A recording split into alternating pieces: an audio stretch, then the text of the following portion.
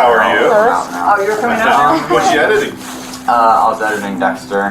What do you guys suspect, or what do you guys know about what happened? Police are speaking with 13-year-old Hunter and his twin brother Levi, and while they appear clueless now, one of them has just committed a gruesome murder. We need to talk to essentially each of you, and we're wondering if we can go down to the police department. I don't know what's going on. Neither do I.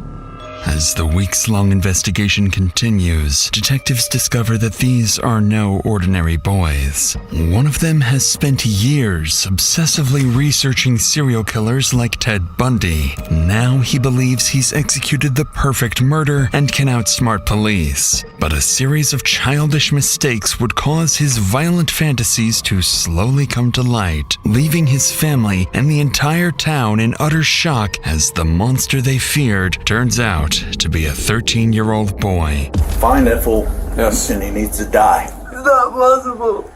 There has to be so many blood evidence. What happens now? He's only 13. There's two types of people in this world. You've got monsters, you've got people who make mistakes. If it's a murder, then it would be a monster, right?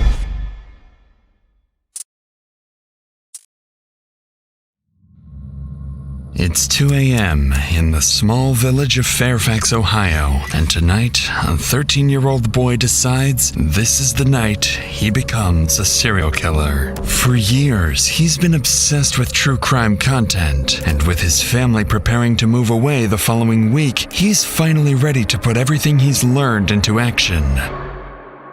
At 2:30 a.m., he slips out of his house and walks less than 10 feet to his neighbor's house next door. Once inside, the 13-year-old puts on a pair of gloves, something he learned on YouTube that would prevent him from leaving behind his DNA. He moves silently through the house before approaching the bedroom of an elderly woman. At 2:40, he begins strangling her, but despite months of preparation, he quickly realizes this will be far more difficult than he expected, because when the woman wakes up, she fights back, punching and brutally scratching the boy's face. But just minutes later, the woman is dead, killed at the hands of a little boy. At 3:15 a.m., he's back in his own bed, as if nothing ever happened. It's just past 11 a.m. on a Sunday. Many Fairfax residents are returning home from church when the Fairfax police receive a 911 call, unlike anything they've heard in years. 911, what's the location of your emergency? 3919 Germania. I think my sisters might have been murdered. It might be some blood. I don't know. Okay. She did not respond when I yelled at her. All right, sir. I have help coming out there for her, okay? You know that Okay, thank you. Might want to harm her or anything like that? Absolutely nobody. On the line is 61-year-old Daryl Tenpenny, insisting his sister had been murdered, something almost unheard of in this area. Moments later, first responders arrive at the house, unaware they are not only walking into a carefully staged crime scene, but that the killer is still nearby, watching police's every move. Yeah, let's go ahead and get it out. We'll do confirmation stuff here. Is this confirmed? Hey, I don't know if he believes this is murder, so camera on. It's on. It's been on since I hit my lights.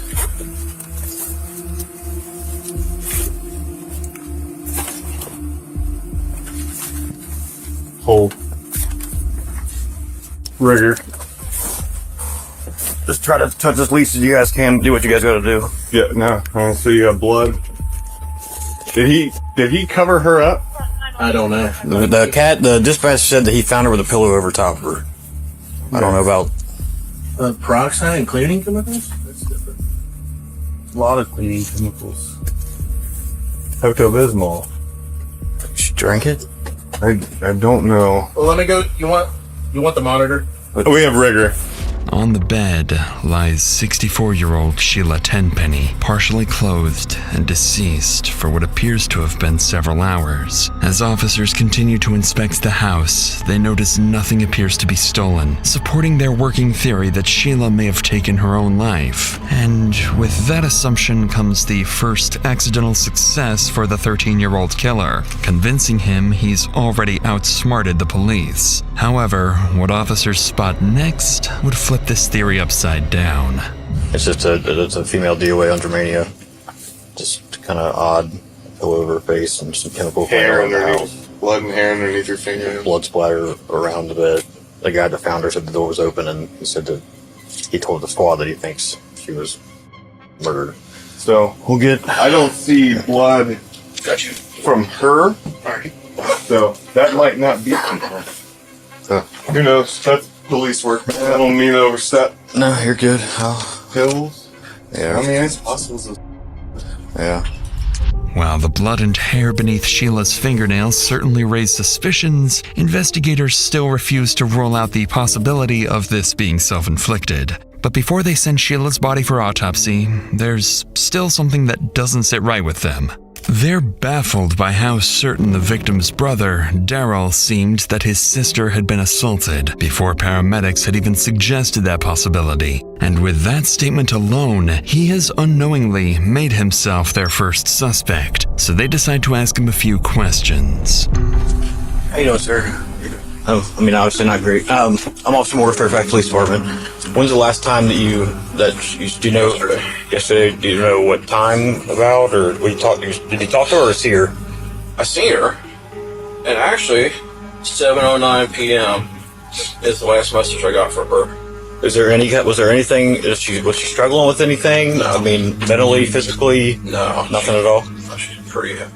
Okay, so you made a comment to these guys when they first got here that you thought, like, she was laying on the bed with her legs spread, and it looked like there was blood, and her head had stuff on top of her, like someone tried to smother her, and she looked like they ripped her thing open. And I yelled at her, and I didn't see no movement from her whatsoever, and I just turned around and walked out. Interestingly, Daryl never mentions performing CPR, and while police now know it likely wouldn't have saved Sheila, that's not something Daryl would have known for sure. And right here comes the second lucky break for the teen killer. Because every good murder needs a fall guy, and the police have just taken the bait with Daryl. Shortly afterwards, Daryl's interview wraps up, the scene is secured, and officers return to the station to await the autopsy results. But as investigators leave the house, they would overlook a crucial piece of evidence. Lying beneath Sheila Tenpenny's body was a men's wristwatch, a seemingly insignificant detail that would later become one of the key pieces of evidence used to solve the entire case. 1 week passes, and then comes the update investigators have been waiting for. The forensic and DNA results arrive, completely overturning their initial assumptions. Investigators determined that Sheila Tenpenny had suffered blunt force trauma to the head and neck before ultimately being strangled to death. But they also confirmed something crucial. Sheila had managed to fight back. On her hands and beneath her fingernails are traces of blood and tufts of hair, DNA belonging to an unknown male. With these disturbing findings, there is no longer any question. This is a homicide.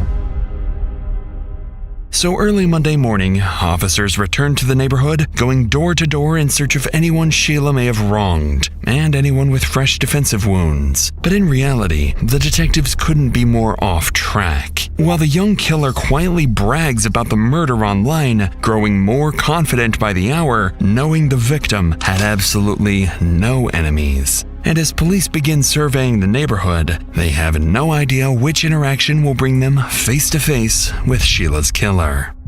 So you're one of the trusted family members. What we're doing is getting elimination DNA from anybody we talk to, as long as you're willing. Thank you very much. And then how about your hand? Just let me double check your hands. I know you work with them on the other side. Yeah, that's great. I can't believe they haven't got a lead or anything. There's a lot going on, I'll say. So this is just part of the process. Here's my card before I forget, in case you have anything else or need to reach out. I email and phone numbers on there. find that fool. Yes. And he needs to die. Yeah. Capital punishment. Well, I wish we did that more often, to be honest with you. So I mean, if he gets out, he's going to do it again. You can't cure you don't that. fix that. Yeah. You don't fix that. I agree. Okay, you're good there. I'm gonna come up here. So I know this is a pain in the ass, man, but I definitely appreciate it. So you guys think this is a random thing, or? I want to say no. I do. Well, but from what I've heard, a guy down in that new house over there, and a couple others. I've been out here having my cigarette. Sure. I hear, I think the brother did it. And they're going to arrest him in a couple, 3 days. I'm like, what? You think the brother did it, huh? Yeah. Why? Any reason why they would think that? I don't know. That's just speculation right now. That's interesting. After speaking with more than a dozen people, officers uncover a major new rumor. Many in the village suspect Sheila's own brother, Daryl, is responsible. With this as their only real lead, another team of officers led by Special Agent Richard Ward makes a surprise visit to Daryl's house, less than a mile away. And for the actual killer, the plan appears to be working even better than he imagined. Suspicion has successfully shifted onto Sheila's own family member, pulling detectives completely off his trail as they begin focusing in on Daryl. For now, though, officers have just arrived at Daryl's house, where it would soon become clear just how lucky the kid got and why Daryl makes the perfect fall guy. I'm still getting a little lost with my mother, and I have not straightened anything out. And now I got more to deal with. Whoa, you weren't lying. Yeah.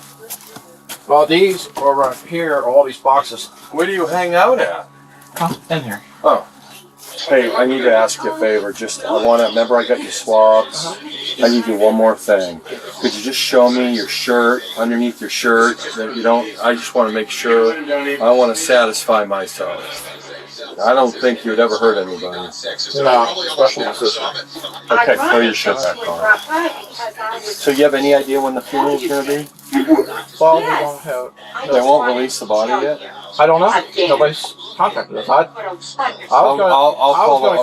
was going to send you a message this morning and say we are okay with that because we want this person caught. Right. Suffice it to say, Detective Ward is taken aback by Daryl's unusual living situation, but still, no scratches. And so the investigation takes a step back. There is seemingly no one they can tie to the murder. No enemies, no leads, nothing. But that's because they're looking at this crime completely the wrong way.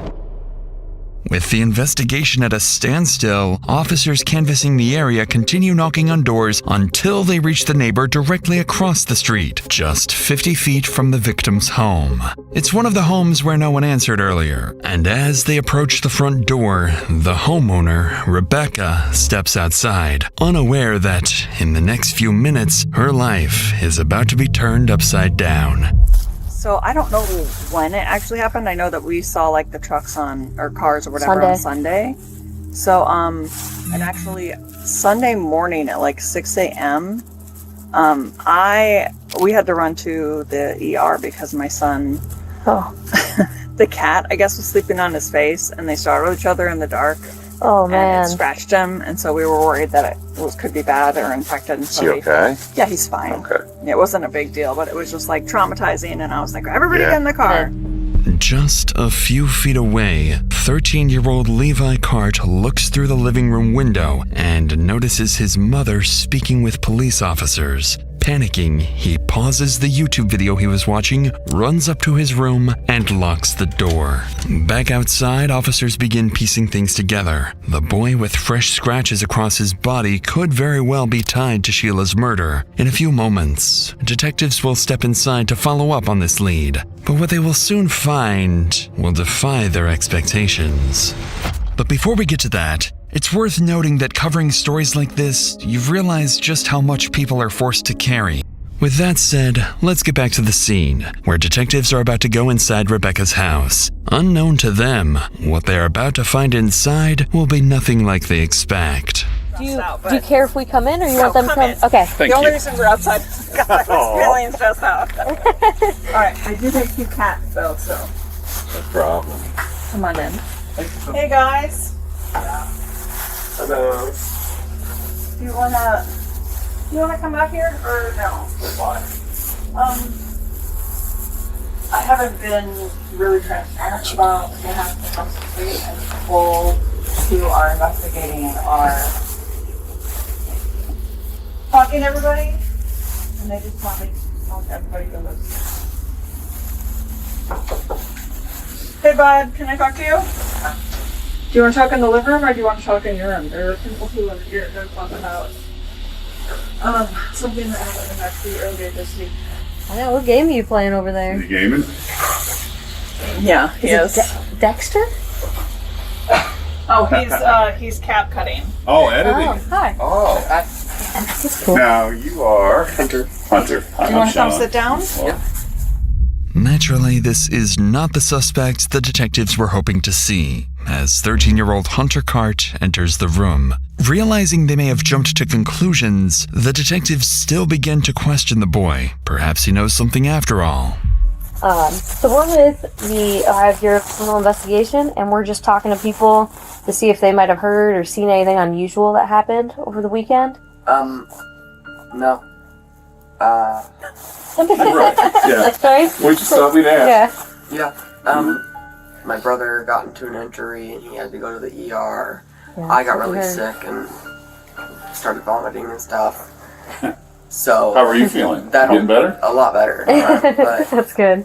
that whole day was just kind of a blur for everybody. Unless it's something that happened a long time ago that's memorable. It's not really something I remember unless it is really, really brought up.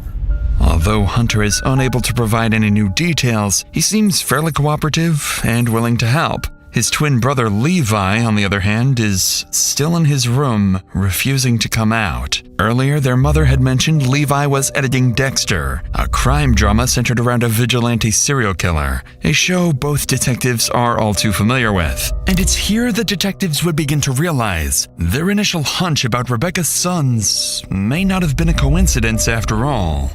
Yeah. It's usually never quick, but that's actually Hey, pretty Louis. quick. Hello. Yeah. How are you? Hello. I'm out now. Oh, you're coming out now? What you editing? I was editing Dexter. Sometimes I edit, Yeah. but He likes to make videos for TikTok. yeah. Oh, yeah. Oh, Yeah. nice. Yeah. You know? Me and Liz. Is that the cat that got you there on the nose? I don't know. I don't know what Oh, happened. that's We it? just Oh, we that's we pretty both good. startled each other because my bed was right there, Yeah, his bed was out here and until all the lights were off. Oh, okay. So we've been knowing for a while that we needed to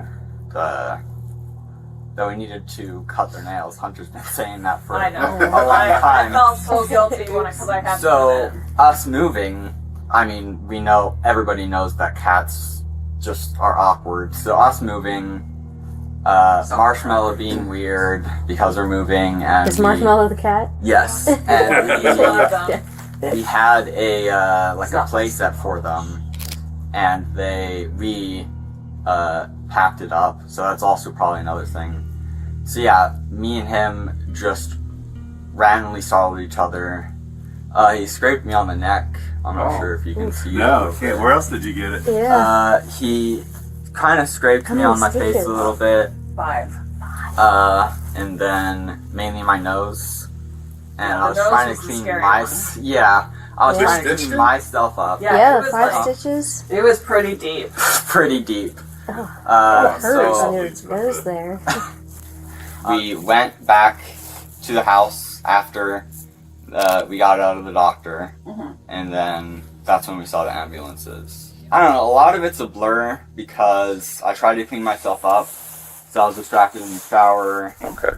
Interestingly, both brothers used the same word, blur, when recalling the incident. And while traumatic events, even something like death of a neighbor, can affect memory, what catches officers' attention far more is the way Levi seems to over-explain what happened. He claims the deep scratches came from a fight with a house cat, something officers find difficult to believe given the severity of the wounds. So, with this in mind, detectives believe that despite their young age, the brothers have given them enough probable cause to take the next step. The detectives ask to speak with Rebecca outside for a moment, where they request permission to collect DNA from both of her sons. Without much hesitation, she agrees. But when the three of them return, one of the brothers would have a very different reaction to being tested. Do you mind if I come? I can explain it to you. Yeah, So he's feeling a little overwhelmed by this. Yeah, I just feel like I've been to enough doctors recently. I don't want to. So have you seen any like crime shows or anything? You know how we kind of do our job. Oh, The medical stuff's a little different than the law enforcement stuff. But I don't know if she explained to you, but we're just going to swab your cheek, and it's not going to go into any database or anything. But we're going to compare it against stuff that we have. That makes sense. Okay. And it will take 2 seconds. It's just a Do I have to inside do the it? cheek. You don't have to do anything. Okay. But obviously, we're asking everybody on the street, and it would be super helpful if you could. Right. Alright. Okay. And you're Levi, right? Or you go by Lewis. I Lewis? go by Lewis. Lewis? Okay. His name used It'll be easier if you sit down for your legs. Why don't I have to do it first? I can do it. I'll first. show you. guys are going to count first. You're making him go in the hot seat? I can be the guinea pig too. It's whatever. Of course, I just whipped that all the way apart.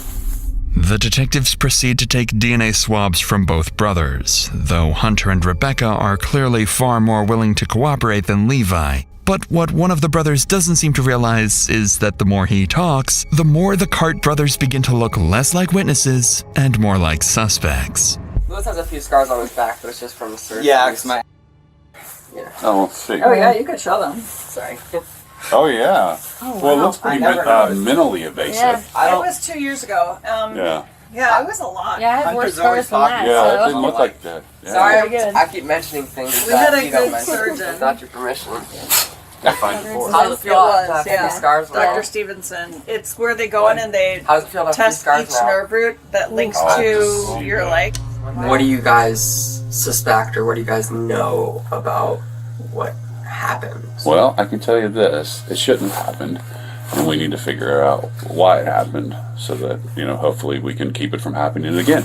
Because we'd hate to miss some evidence. And if you've watched any TV, we don't want to be those cops that forgot to do this or look into that. We have watched plenty. They You love know what I watch- They mean, love so- watching the true crimes. It's kind of like I TV, like but brother. it's a lot differently. Yeah. Me and my brother, especially my brother, know a lot. I would say, definitely my brother knows a lot about just the police in general. He wants to go into the Marines when he gets older. Nice. Yeah, I do. Oh, nice. Yeah. Well, That's cool. recruitment is always there. Everybody's looking for. Yeah. Those are hard hopefully spots to with fill my anymore. disability, I don't get. Yeah, there's a spot for everybody, in my opinion. Me and Lewis have both agreed that him especially is a lot more mature than most kids our age. Oh, so you can handle this news. You guys are handling it pretty well. Yeah.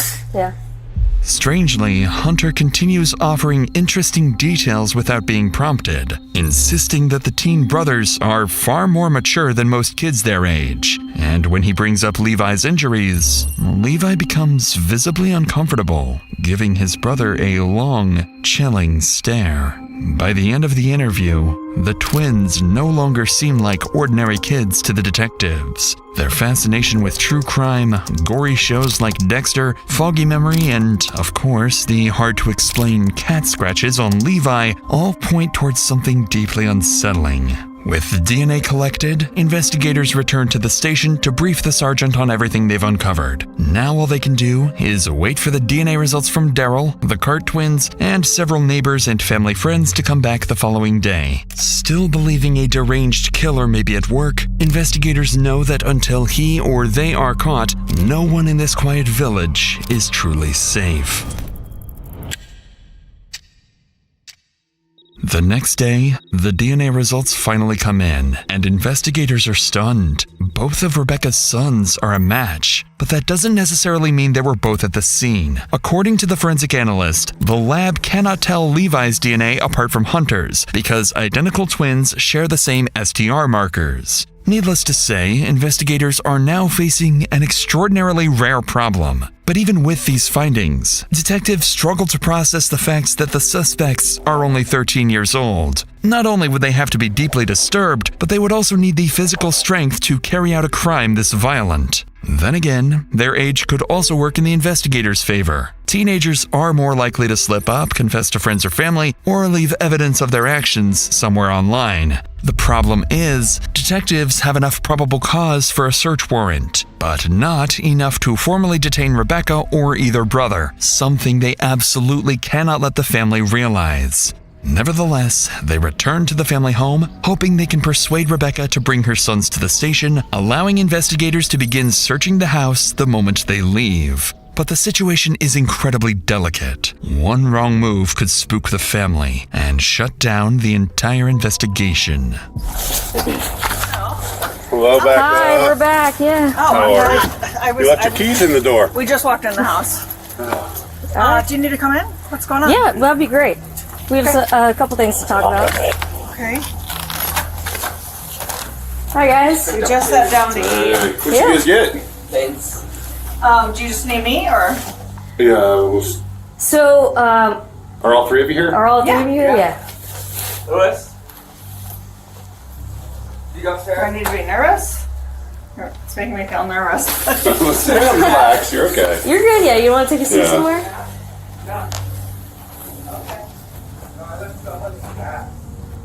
It's okay. I'm gonna go sit down so it's a little less weird. Yeah, come on in. Just relax. Yeah, you guys are good. Okay. Do you guys want to sit down here? Would you be more comfortable? Hey, Louis. Sure. Did you get canes too? Yes, Yep. we literally just walked in the door. Here. We need to talk to essentially each of you, and we're wondering if we can go down to the police department. Just so we have a better area to talk. Okay. So if you guys want, let's put some shoes and socks on, maybe a coat, and then we'll head that way. Clearly, detectives didn't arrive with a strong plan and are instead relying heavily on improvisation. Somehow, though, despite not having their answers fully prepared, they appear to be succeeding in getting the family to the station voluntarily. But that can only work for so long before someone catches on. Do we need to be getting lawyers or something? I'm feeling nervous about this. I don't. You're welcome to call an attorney. Also, like, do we have to go? Is this like a right now thing, or is it We would like you to. Yes. It would make, you don't have to do anything, I suppose. Right. Okay. I don't know. I feel uncomfortable. I'm not. How about we get there, we can explain kind of what's going on, give you some more info, you can always, Okay. Well, do you want to Have us explain explain what's some going more. on before we head out there? And do you mind if we do that outside? sure. Sure. Do you guys want to wait a second? Is that what you mean? All three of you outside, if possible. Okay. We need to go over some things in the neighborhood with you, ma'am. If we could go back to Fifth so we don't have to sit in the rain. Yeah. And we got some pictures I want to show you, and I'll show you and your sons. And there's a bunch of stuff we want to talk to you about. So, Okay. all right, you guys good?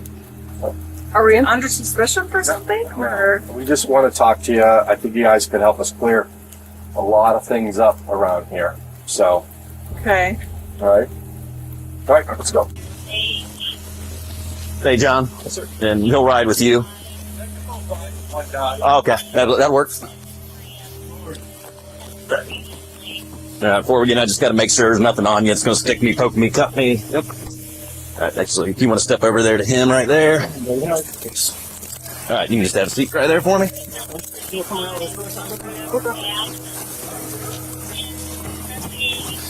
Do we have to put this on you for the whole 3 blocks we're driving? You probably will put it, so. I mean, but there's nothing that we can't talk about. Yeah. I don't know what's going on. Neither do I. It's all very, very unexpected. My anxiety levels went through the roof. Oh. I don't know why there's so many, police vehicles either. Yeah, that's definitely what scared me. Seeing all the cops immediately pull up.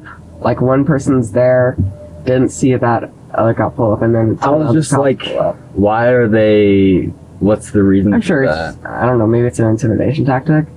I guess, but what? I don't know why are they would trying to intimidate us. intimidate us? Right.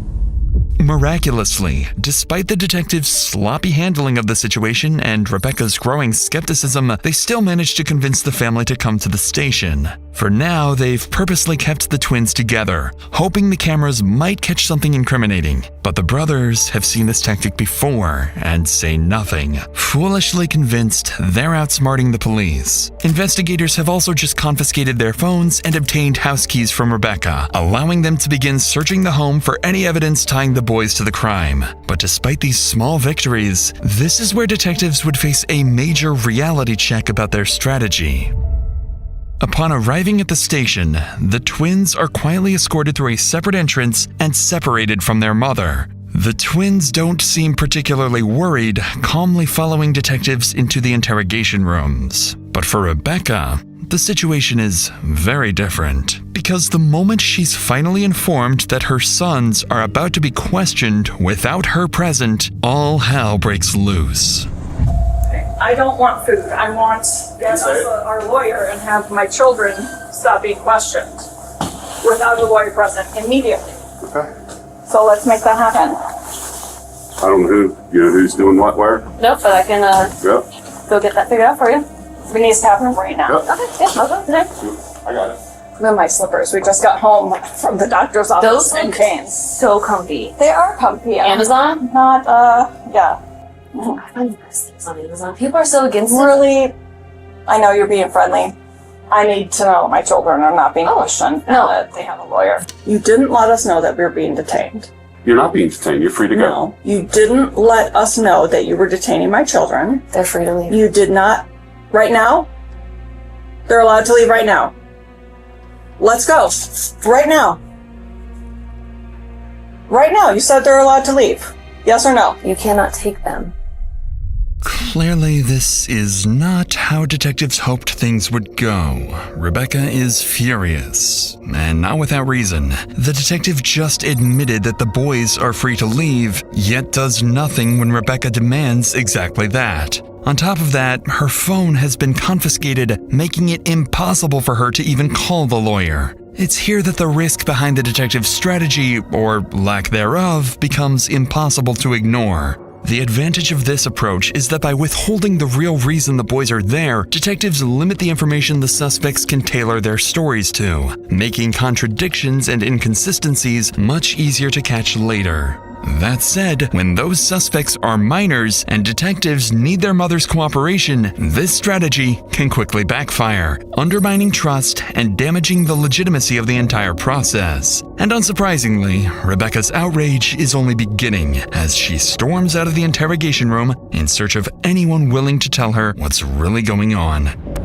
Are you accusing them of murder? I am not. Is that why they're being detained? Because they're under suspicion for murder? We're questioning to find out if they know any additional details. How would they know anything?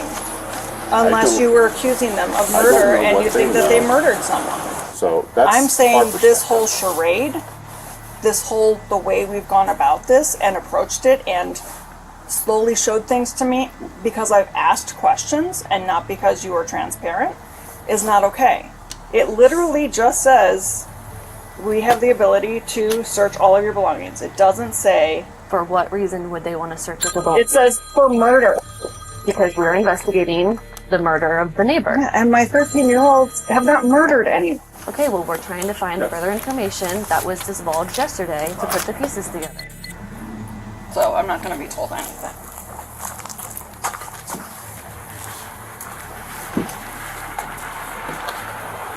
Why am I not being questioned? We would love to talk to you if you would be willing to talk. I'm literally standing here waiting. Well, we were trying to talk to you, but you want to make phone calls and do all those things. If you'd like to talk, we can talk. You're well aware. Hey. So? A lot. And nothing, because they're not telling me anything. Well, I would assume because I asked for a lawyer for the boys. He's saying because we talked yesterday. I'm asking him. Calm down. Sorry, I'm really worked up. I know. I understand. I understand. You have every right to be worked up. I'm just trying to sort it out. All right, I'll let you. So under what grounds are they being questioned? What prompted them? There was a murder that happened across the street. I understand that, but what specifically about our boys is causing you guys to bring them to the station for questioning? Those details I don't know, because those investigators know more about that than I do. Are you guys bringing in every neighbor to? We did 25 yesterday. I know myself and another agent. To the station. Well, I don't know how many people got brought here. We're also doing a search warrant at the house too. So a judge has granted us search warrant for her house and who else? Well, the search warrant is for the house and the vehicle on the property. Our house and vehicle. Okay. On the property. Were there other search warrants for other Not that I'm aware neighbors? of. You guys are questioning two 13-year-old boys. Well, we're not. Someone is. You're absolutely correct. But I don't know. You know what I'm saying? I do. This is why we need our lawyer down here now. We need to make this happen. I don't have a phone. So this needs to happen on your end. Immediately. Whoever we call.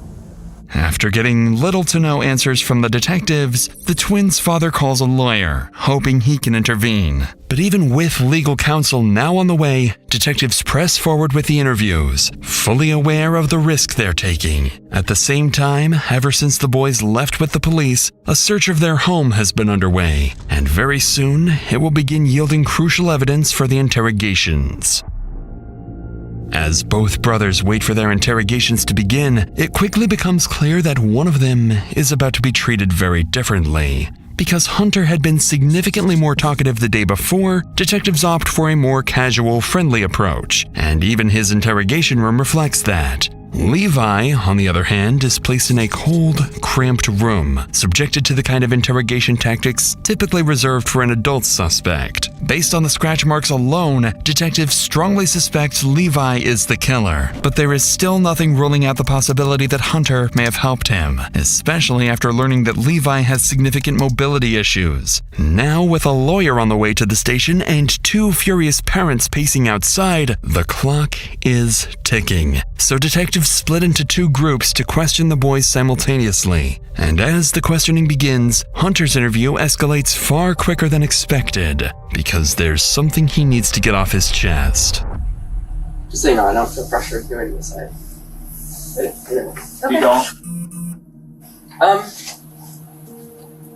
course I feel a little pressured, but I don't feel like I have to sign those. Okay. I just know it's more suspicion is put on me if I don't answer any questions. So.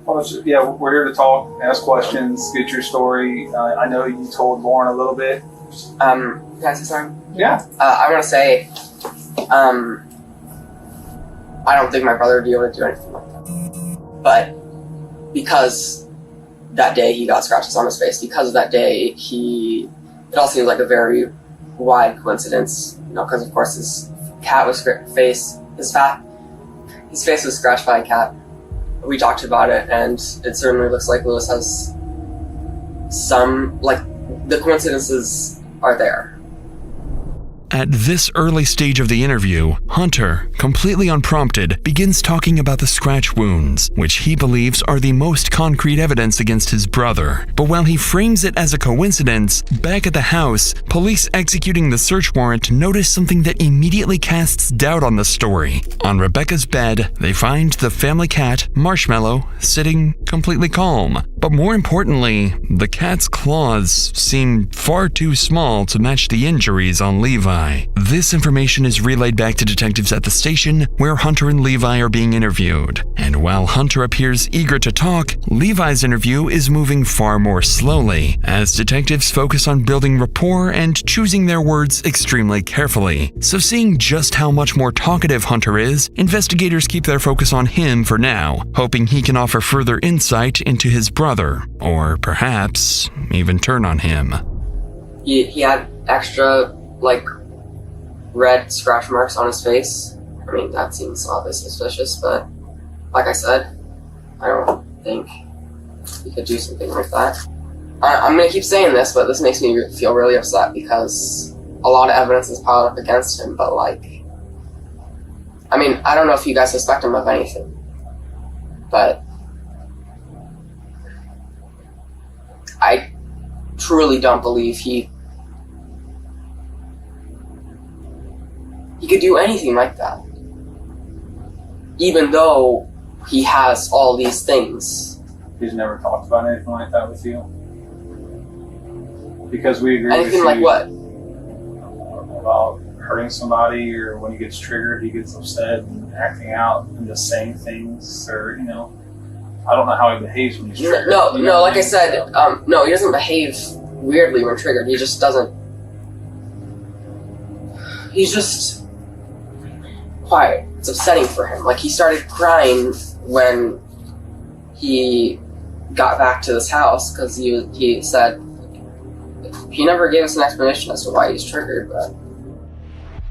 Interestingly, although Hunter describes the suspicious behavior he's noticed from his brother, he continues to insist that Levi could not actually be responsible for the murder. But detectives can't tell whether his reaction is genuine or part of a calculated effort to distance himself from the crime. At this stage, though, they're fairly certain Levi is the culprit and decide it's time to stop speculating and focus on something more concrete. So they turn to a key piece of evidence Hunter can't deny. Something they had kept hidden from the twins. A watch recovered from beneath Sheila's body. One investigators initially dismissed, but now strongly suspect belongs to one of the two boys. And whether he realizes it or not, what he says next would seal their fate. Do you recognize that? That's Lewis's farm. That's Lewis's watch. Lewis's watch? Yeah. Okay. Alright. What do you think about that? What do you mean? Okay, let me widen it out. That's the picture.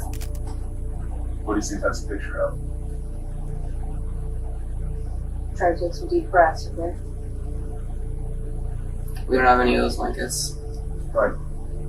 It's not your house. No, I remember him saying that he lost his watch. And when did he say that? After he...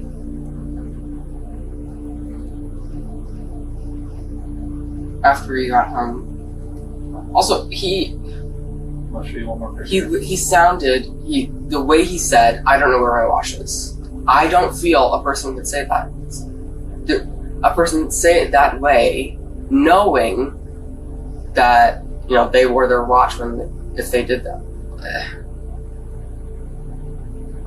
Are you saying he purposefully hurt? We don't know what his purpose was. We just know he made a mistake.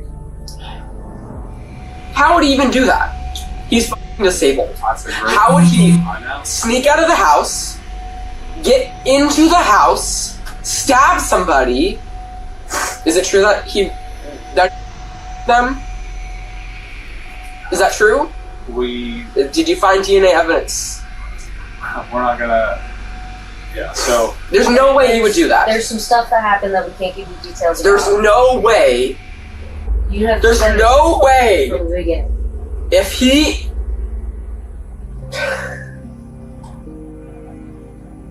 There's no way.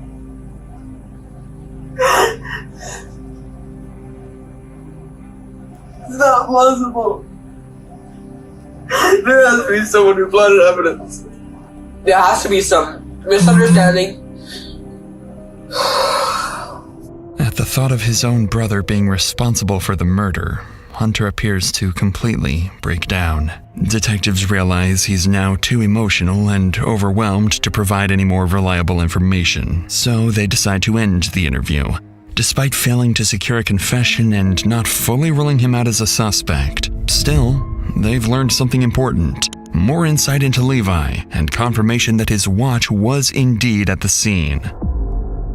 But just outside the interrogation room, the boys' parents continue arguing with deputies. And with a lawyer coming to intervene, investigators are running out of time. If they want to secure an admission before the interview is shut down, they know they need to raise the stakes with Levi. So the detectives interviewing him finally move on from building rapport and shift the conversation to the scratches, testing whether his explanation matches the one he gave the day before.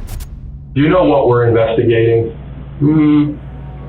I mean, I know something happened down the street. Across the street? Or across the street. Right. In front of me. Right. A woman was murdered, right? So we're trying to find out what happened. I mean, I've already talked to FBI investigators.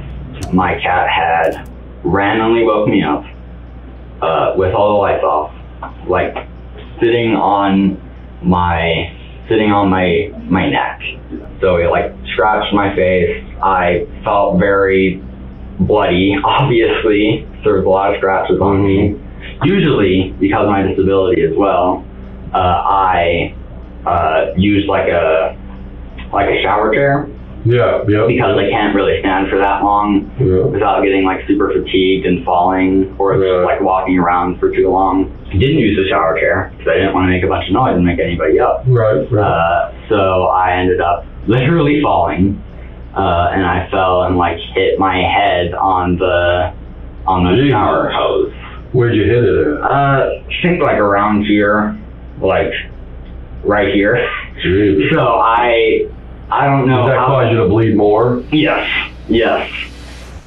As Levi once again over-explains the incident, detectives notice he makes a point of emphasizing that the injuries became worse after he slipped in the shower. But something else in Levi's account immediately stands out. After mentioning his medical condition, detectives recall reviewing his records and discovering that Levi has cerebral palsy. This brings the detectives back to an earlier question. Not only is Levi just 13 years old, but his disability raises serious doubts about whether he was even physically capable of carrying out such a violent attack on his own, especially considering Sheila fought back. Investigators know Hunter is physically stronger, has no disability, and shares many of the same interests in true crime as his brother Levi. At this point, detectives are realizing they may have prematurely cleared Hunter, treating him more like a witness than a suspect, and in doing so, may have lost their chance to implicate him. But with the pressure mounting on Levi, this may be the perfect opportunity for him to turn on his brother. And for the first time during his interview, the bond between the twins is about to be truly tested. We get in like 15 minutes later, Mom starts seeing a bunch of sirens outside, and she opens the window and she's like, "Oh my God, something happened to Denise." And me, already in a panicked, weird state, I kind of started feeling emotionally triggered. And when she said there was a bunch of ambulances outside,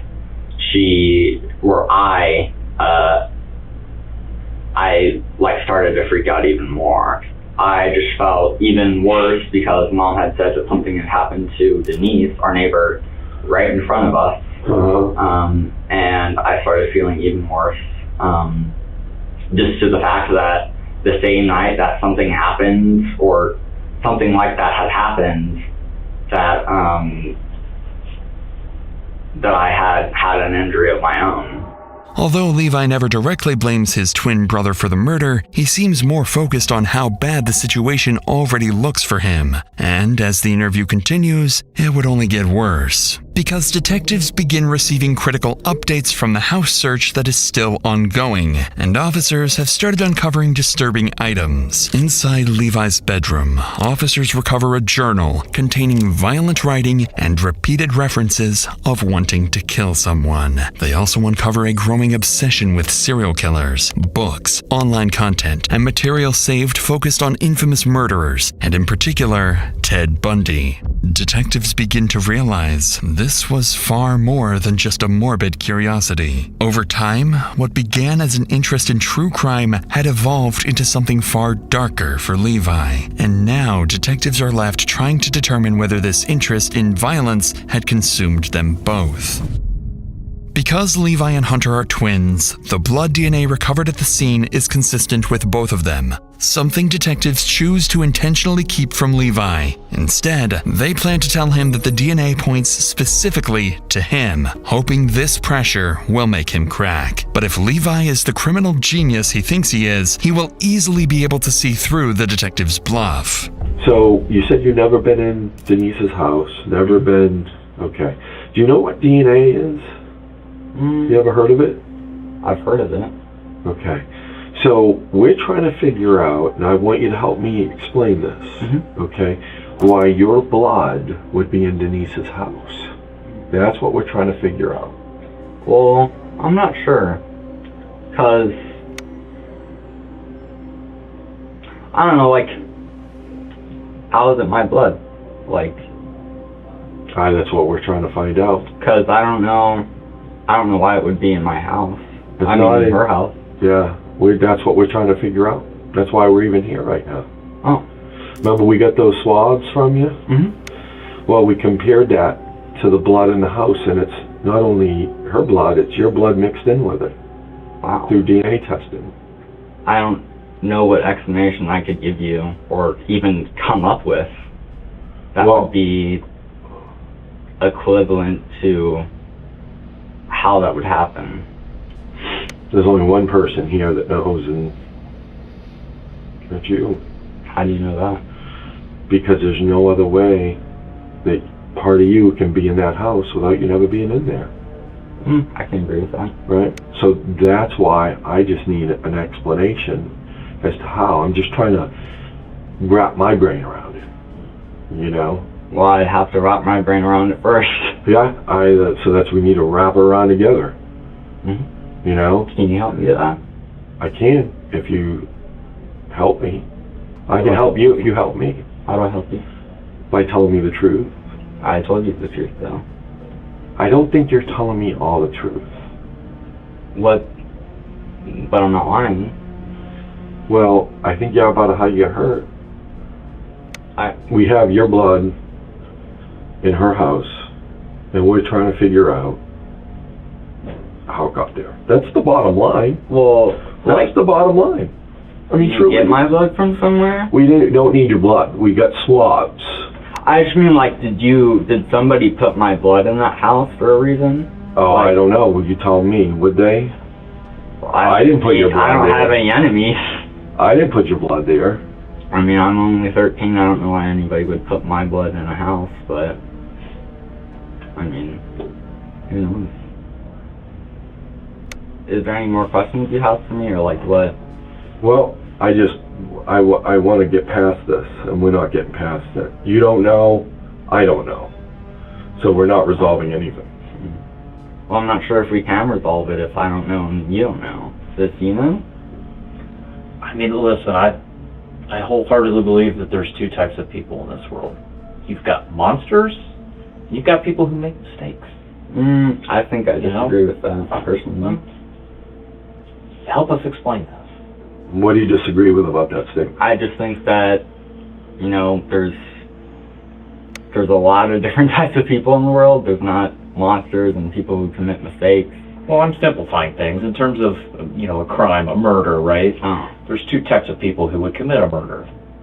There's a monster, and there's people who make mistakes. Like his example of the... Got carried away. Well, if it's a murder, then it would be a monster, right? Not necessarily. You don't think so? No. Still believing he's in control of the situation, Levi never asks for a lawyer or even his mother, and unsurprisingly, fails to catch the detective's bluff about his DNA. But while Levi remains convinced he's outsmarted the police, he has no idea that while the evidence uncovered in his room is already damning enough, what detectives are about to find on his phone will destroy any chance of walking free. Because before long, detectives would receive the final and most crucial breakthrough in the investigation. After searching the brothers' phones and social media activity, it begins to uncover a disturbing picture. Just one day after the murder, Levi writes, "This one was a fighter," and detectives realize this wasn't a spur-of-the-moment act. Levi had been planning a murder for months, with searches of how to choose the perfect victim, how to strangle someone, and how to defeat a police interrogation. And they would uncover even more evidence tying Levi directly to the scene. Not only was the watch confirmed to be Levi's, but inside his room, they discovered a shirt covered in Sheila's blood and gloves matching the ones from the crime scene. Now, even without a full confession, detectives know they have enough evidence to formally charge him. With this, both interrogations finally come to an end, and as a detective steps out to inform the parents that one of their young sons is an alleged killer, all they can do is stand in shock, silently waiting to hear their son's fate. Yeah. This is their dad. I'm Special Agent Ward with Beast Bureau Criminal Investigation. We see two of my colleagues here, my other colleague. Now, there's some certain things I'm going to tell you that we have that are bad, okay? All right, that watch that we showed you was under her body. What? What? Yes. No. Okay, you have more things to tell me.